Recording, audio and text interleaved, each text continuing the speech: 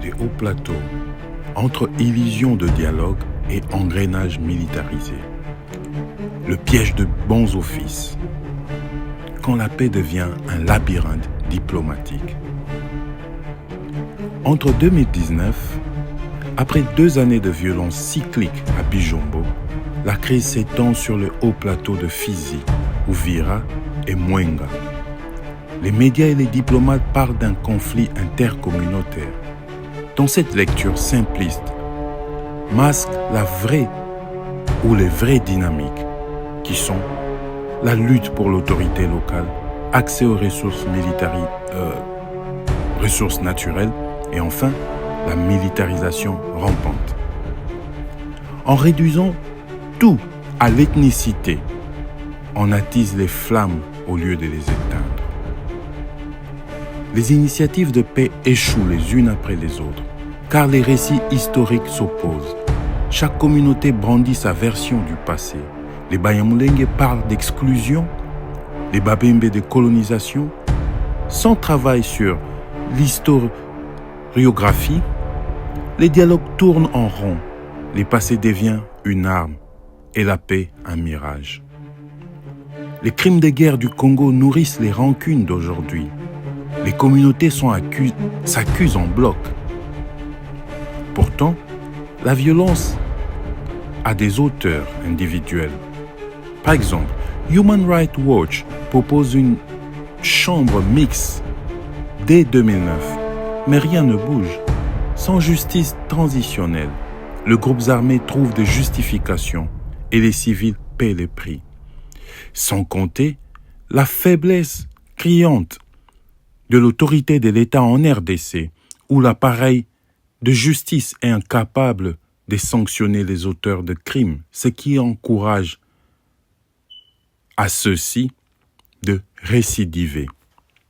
On retrouve même des anciens chefs de guerre, après avoir fait la prison, comme Thomas Lubanga à la Cour pénale internationale, reviennent en RDC pour continuer le même sale besogne, sans craindre quoi que ce soit. Des anciens chefs rebelles qui se retrouvent au gradé dans l'armée congolaise. Les tensions autour de la transhumance ou de l'autorité locale ne mènent pas toujours à la guerre, mais quand les autorités locales et les entrepreneurs politiques y voient un intérêt, la militarisation s'installe. Les armes remplacent les mots, les conflits changent de nature, deviennent stratégiques, calculés et rentables. Les groupes armés collaborent avec des rebelles étrangers et des acteurs gouvernementaux. Qui contrôle qui? Personne ne sait. Les civils, eux, sont pris en otage. Les envoyés spéciaux de Grand Lac appellent au dialogue régional, mais sur le terrain, les alliances s'énouent dans l'ombre, loin des caméras. Les dialogues locaux ne suffisent pas. Les griefs exprimés ne sont jamais traités.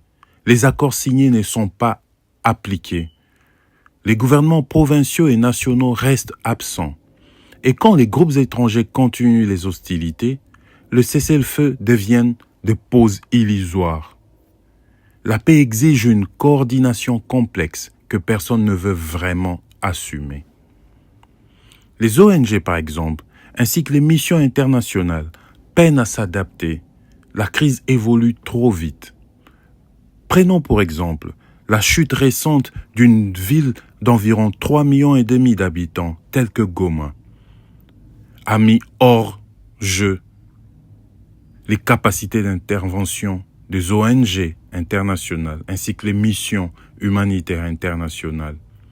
La crise en effet évolue trop vite.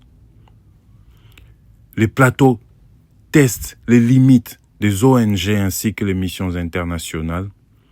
Et quand les intervenants échouent, leur légitimité s'effondre, comme les attaques récentes contre le bureau de la MONUSCO un peu partout en RDC. Les communautés les voient comme complices du statu quo.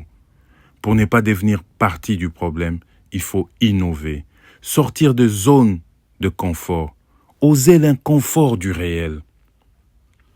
Réunissons autour d'une table les acteurs locaux, les leaders communautaires, Adressons les vraies questions qui sont à l'origine de ce conflit. Mais au-delà de cette approche interne, associons les gouvernements étrangers, le Rwanda qui finance, qui entraîne, qui tire profit de ce conflit en ayant accès aux ressources de la RDC, les Kenya qui lui sert de couverture diplomatique, l'Ouganda, son éternel allié, et enfin le gouvernement congolais, qui est en même temps victime et complice, puisque les millions de morts sont congolais, mais par la faiblesse de gouvernance du gouvernement congolais. Réunissons ces acteurs autour d'une table, parlons sincèrement. Les accords tirés de cheveux à Washington, à Doha, n'y apporteront rien, puisque la région a signé déjà une quinzaine d'accords en 15 ans qui n'ont abouti à rien. Par ici, nous concluons cette série sur cette crise à l'est de la RDC. Merci de nous avoir suivis.